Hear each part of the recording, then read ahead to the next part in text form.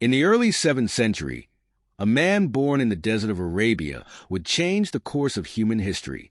He was Muhammad ibn Abdullah, known to the world as the final prophet of Islam. His life was one of revelation, struggle, compassion, and justice. But even the greatest lives must come to an end.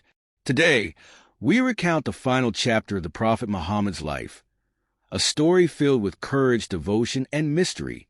The year is 632 CE.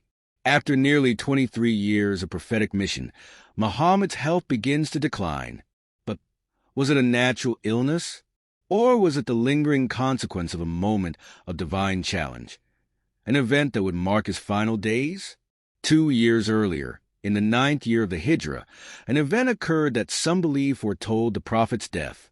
A delegation of Christians from Najran came to Medina to debate the status of Jesus in Islam.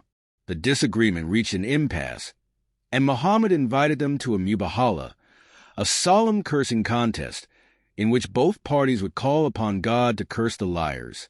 "Let us invoke the curse of God upon those who lie," Muhammad said.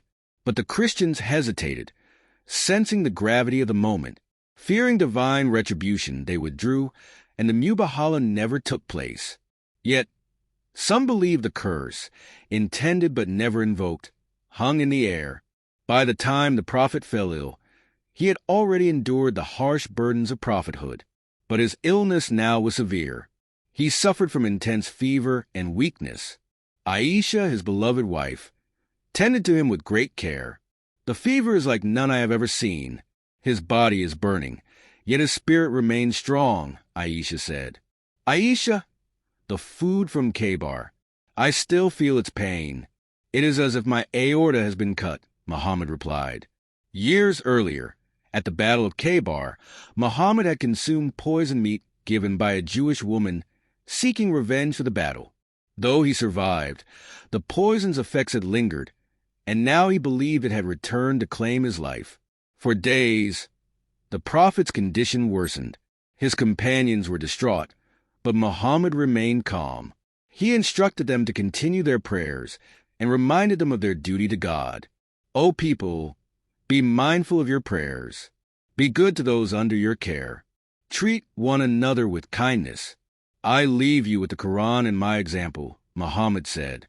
He passed away, his head resting in my lap, Aisha told Muhammad's followers. On the 12th of Rabi al-Awwal in the 11th year of the Hijrah, Prophet Muhammad left this world. He was 63 years old. Some say it was the lingering effects of the poison. Others point to the unfulfilled curse of the Mubahala. Whatever the cause, his death was a profound loss to his followers. Though his physical presence was gone, his teachings remained. His final words were a reminder to stay true to the faith and care for one another. Death came to Muhammad as it comes to all, but his legacy endures. He left behind not only a religion but a way of life, a call to justice, mercy, and faith. And in the hearts of over 1 billion people today, the Prophet's spirit lives on. Peace and blessings be upon him.